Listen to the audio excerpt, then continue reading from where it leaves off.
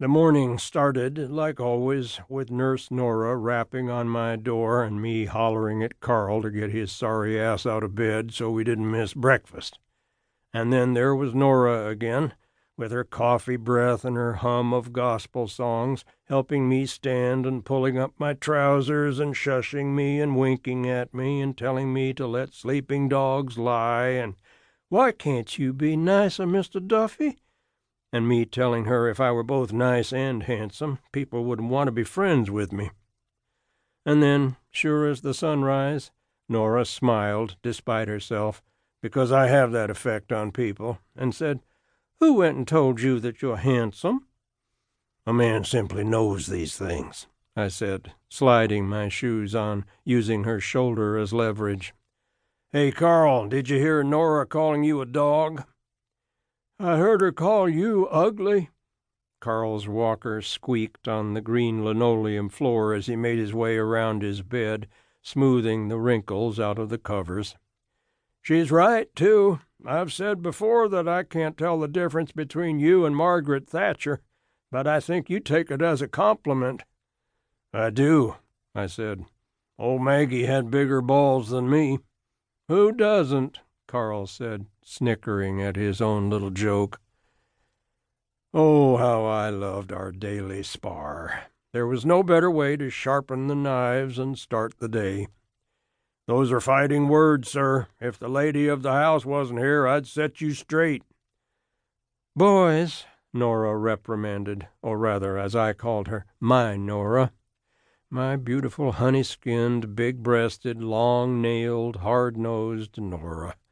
She was a songbird built like a spark plug, like any good nurse should be.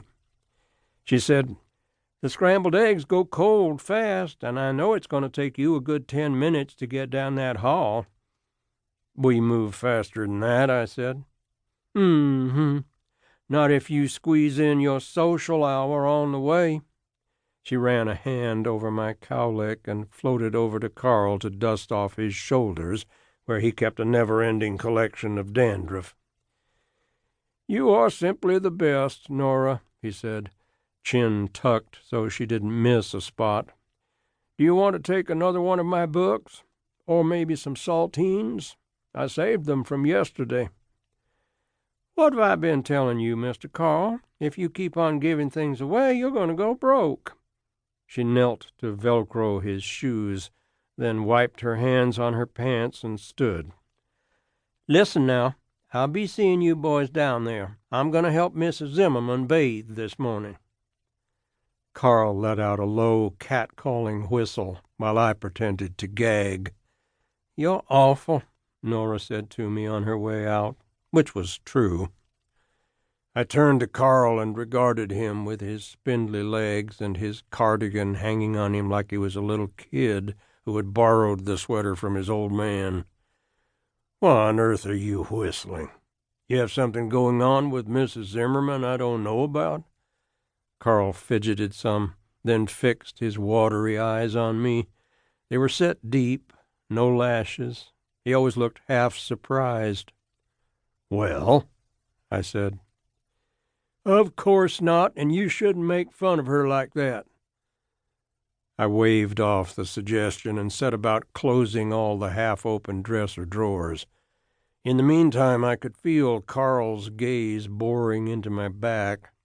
He was trying to force his sense of decorum onto me because he knew my tasteless impersonation of Mrs. Zimmerman was brewing. He never did like when I pretended to have a bout of dementia, which required me to holler obscenities in my falsetto while following him around like he was my long-lost love. After slamming the last drawer shut, I turned to find Carl's face pinched up in worry, like he thought I might eternally doom myself if I didn't behave. "Relax already," I said. "I won't clown around today." "Thank you." "But perhaps you shouldn't have started it with your whistling." "You're right," he said. "No more jokes at her expense."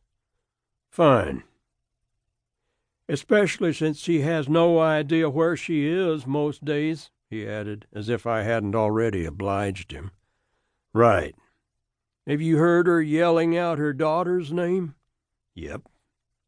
She sounds possessed. It's such a shame. It is.